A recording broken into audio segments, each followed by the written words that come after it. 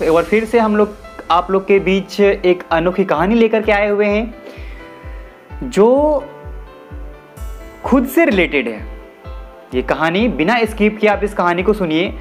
Actually skip करने के बाद होता क्या है कि हम कुछ वर्ड्स को, कुछ लाइन को हम बिना सुने हम आगे बढ़ जाते हैं। क्या पता वही वर्ड्स, वही लाइन आपकी ज़िंदगी को बदल दे, आपके दिल को हर्ट करे। तो गाइज, आगे बढ़ने से पहले मैं आप लोग से इतना कहना चाहूँगा कि आप हमारे चैनल को सब्सक्राइब कीजिए, ज़्यादा से ज़्यादा शेयर कीजिए और कमेंट्स करके बताइए कि कैसी लगी हमारी ये कहानी, और लाइक कीजिए। तो बिना देर के हम आगे बढ़ते हैं अपनी उस कहानी की ओर। मैंने इस कहानी को बुक्स में पढ़ा था कहीं पे, तो मैं आप लोग के सामने शेयर कर रहा हूँ। और ये कहानी ये है कि एक लड़का था, वो बहुत परेशान रहता था अपने से, खुद से। उनके मन में हजारों सवाल चलते थे जिस वजह से वो बहुत परेशान रहता था। तो उन्हें कुछ समझ नहीं आता वो करे क्या। वो परेशान कुछ महीनों से था। तो एक दिन उन्हें लगा कि किसे बताऊं इस कहानी को, मैं अपनी परेशानी को किसे बताऊं, किसे शेयर करूं मैं। तो लड़का गया गुरु के पास में कुटिया था, वहाँ पे गुरु के पास गया। तो उन्होंने प्रणाम किया पैर छू करके और कहा कि गुरुजी मैं बहुत परेशान हूँ कुछ दिनों से, और मुझे ये समझ में नहीं आता मैं करूं क्या, अपने मन को शांत कैसे करूं, मैं खुद को कैसे शांत करूं, मुझे कुछ समझ में नहीं आ रहा है। तो गुरुजी उनको देख करके हंसे, मुस्कुराए और बोला कि तुम्हारी परेशानी तुम खुद ठीक कर सकते हो, तुम्हारे अंदर ठीक करने की एबिलिटी है, लेकिन तुम कर नहीं पा रहे हो। तुम्हारे घर में बहुत ऐसी चीज़ है जो तुम्हें बहुत कुछ सिखाती है। उसको लगा ये क्या बात हो गई, हमारे घर में ऐसी क्या चीज़ है जो हमें सिखाती है। तो गुरुजी ने कहा कि तुम घर जाओ और घर जाकर के तुम अपने बर्तन मांजना। तो लड़का को आश्चर्य लगा कि मैं ऐसा क्यों करूं। तो गुरुजी ने कहा कि जैसा मैं कहता हूं वैसा करो, वरना आप घर चले जाओ। अगर तुम्हें अपने मन को शांत करना है, अगर तुम परेशान हो, अपनी परेशानी से उबरना चाहते हो, तो मैं जैसा कहूँगा वैसा तुम्हें करना होगा। तो लड़का ने कहा ठीक है गुरुजी, मैं ऐसा ही करूँगा। तो लड़का घर चला गया। घर जाने के बाद उन्होंने अपने घर वालों से कहा कि जितने भी सारे बर्तन गंदे होंगे, जूठे होंगे, वो सारा बर्तन मैं साफ करूँगा। तो घर वालों को लगा ये क्या बात हो गई, ये कौन सी पागलपंती है, तो परेशान था कुछ दिनों से, कुछ ज़्यादा ही परेशान हो गया आज। तो उन्होंने कहा कि नहीं, ऐसा है, मैं करूँगा, ये मैं सच कह रहा हूँ। कोई भी बर्तन तुम लोग मत मांजना, सारे बर्तन की मांजने की जिम्मेदारी हमारी है, रिस्पॉन्सिबिलिटी हमारी है। तो उन्होंने गुरुजी की बात को माना और उन्होंने घर का बर्तन मांजने लग गया। कंटिन्यू मांजता रहा 1 हफ्ते तक। मांजने के बाद वो लड़का और परेशान हो गया। उन्हें आश्चर्य लग रहा था कि ये बर्तन का मेरे से क्या रिलेटेड है, क्या कनेक्शन है, ये बर्तन मांजने, कुछ समझ में नहीं आ रहा क्या करूं मैं। वो और परेशान होकर के गुरुजी के पास गए। गुरुजी ने कहा बैठो। कुछ देर बैठने के बाद फिर गुरुजी उन्हें बुलाते हैं, उस लड़का को, और कहता है कि क्या हुआ, क्यों परेशान लग रहे हो आज, कुछ सब दिनों से ज़्यादा परेशान आज लग रहे हो, क्या बात है। कहा गुरुजी आपके कहने के अनुसार तो मैंने सारे बर्तन को मांज दिए, 1 हफ्ता तक घर के सारा बर्तन मांजता रहा, फिर भी मेरा मन शांत नहीं हुआ, फिर भी मैं परेशान हो रहा हूँ, क्यों, ऐसा क्या कारण है। तो गुरुजी बोला शांत हो जाओ, रिलैक्स हो जाओ, अभी तुम खुद उस चीज का जवाब मुझे दोगे। गुरुजी ने कहा कि कितने दिन तक तुमने बर्तन मांजे। कहा मैंने 7 दिन तक, लगातार 1 हफ्ते तक मैंने करा। तो गुरुजी ने कहा तुमने बर्तन के किस भाग को ज्यादा मांजता रहा। लड़का ने कहा अंदर के भाग को।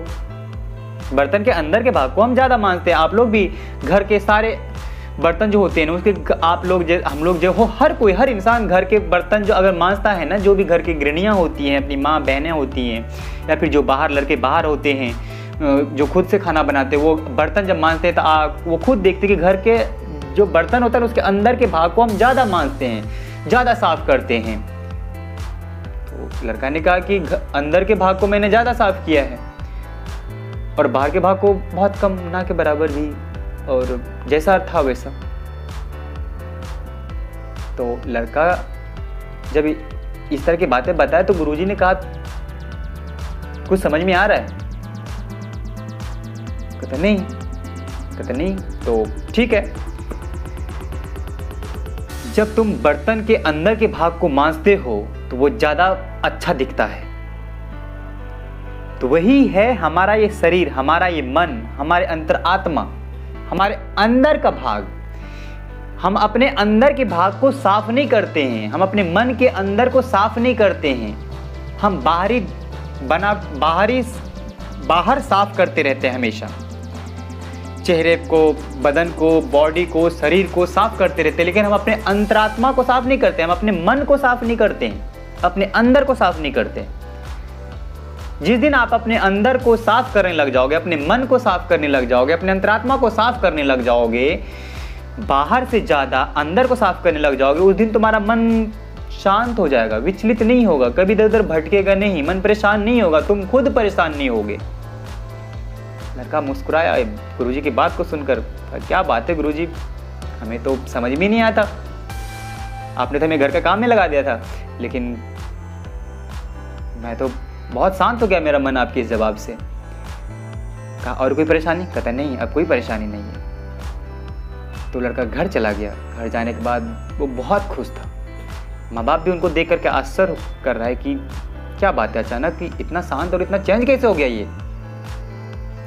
तो लड़का खुश रहने लग गया, परेशान नहीं होने लग गया, वो शांत रहने लग गया, क्योंकि अपने मन को साफ करने लग गया। वो मन में जितनी नेगेटिव बातें थी, नेगेटिव विचार थे, उनके अंतरात्मा में जितनी भी सारी नेगेटिव भावनाएं थी, उन सब को बाहर निकाल फेंक दिया उन्होंने, साफ करके बाहर कर दिया उन्होंने।